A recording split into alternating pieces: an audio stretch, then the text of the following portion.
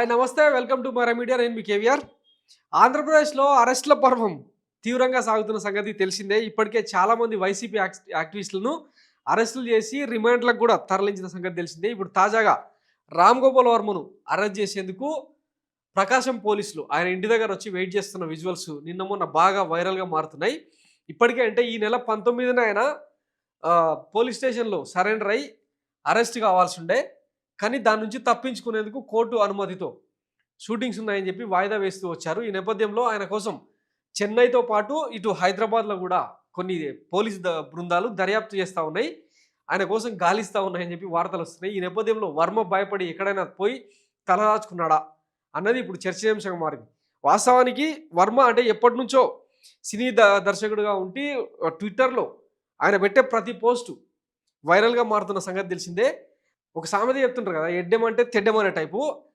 దేశం మొత్తం ఒకలాగా మాట్లాడుకుంటుంటే ఆయన ఒక్కడు ఒకలాగా బిహేవ్ చేస్తూ ఉంటాడు. వర్మ ఒక తిర్రి క్యారెక్టర్ అన్న అంచనాకు వచ్చిన నేపథ్యంలో ఎవరు కూడా ఆయనతో గోక్కోవడం మానేసిరు అన్నమాట. అట్లాంటి వ్యక్తి రీసెంట్గా కొన్ని అంటే చంద్రబాబును, పవన్ కళ్యాణ్ను, లోకేష్ను, తర్వాత వాళ్ళ కుటుంబాన్ని అవమానిస్తూ కొన్ని సినిమాలు కూడా తీశాడని చెప్పి ఆయన మీద మోపబడ్డ అభియోగం.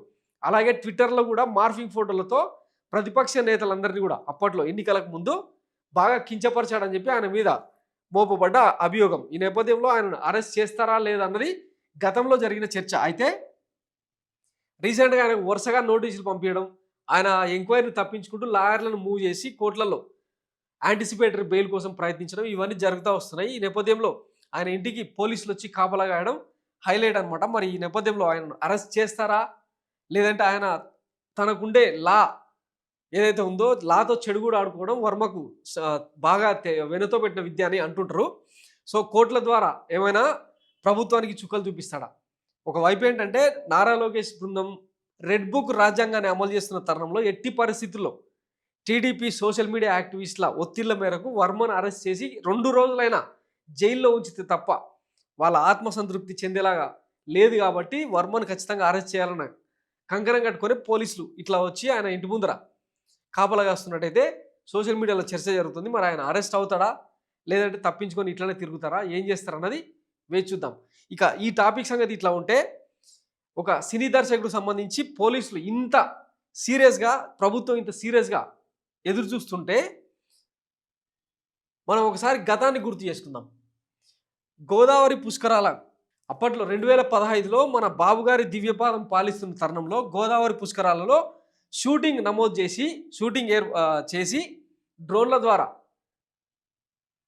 ఇంచుమించు 29 మందిని చంపేసింది అప్పటి ప్రభుత్వం. అది రాజ్యహింసగా, రాజ్యహత్యగా చాలామంది నిపుణులు అభిప్రాయపడ్డారు. అది వేరే విషయం. దాని మీద బాబు గారు వెంటనే యూటర్న్ తీసుకుని, ఏం పూరి జగన్నాథ్ టెంపుల్లో మసకేర్ స్టాంపేడ్ జరిగితే చచ్చిపోరా, ఇది కూడా అంతే అని చెప్పి ఆయన పబ్లిసిటీ పిచ్చి కోసం ఇంతమంది చనిపోయినా కూడా ఏమాత్రం సానుభూతి లేకుండా మాట్లాడిన మాటలు అప్పట్లో వైరల్ అనమాట.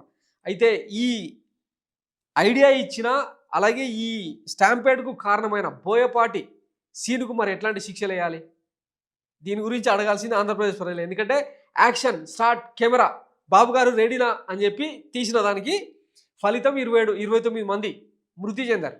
మరి దీని మీద కూడా ఎంక్వైరీ చేయాలి కదా. ఈ కేసులో బోయపాటి సీనుతో పాటు చంద్రబాబు గారిని కూడా అరెస్ట్ చేయాలి కదా. అంటే సోషల్ మీడియాలో పెట్టే పోస్టులేమో వాళ్ళ ఇళ్లలోని ఆడవాళ్ళ ఆత్మగౌరవాన్ని కాపాడేందుకు, ఇట్లా మనుషులు చచ్చిపోతేనేమో వ్యవస్థకు సంబంధం లేదు. దీని మీద పోలీసులు కూడా సమాధానం చెప్పాల్సిన అవసరం ఉంది. ఇదే కనుక అంటే ఇదే మోనోపలి, ఇదే అట్రాసిటీ కనుక కంటిన్యూ అయితే రాష్ట్ర ప్రజలే తిరగబడే సందర్భాన్ని చూడాల్సి వస్తుంది. Thanks for watching Mara media. నేను మీ కేవీఆర్. Thank you.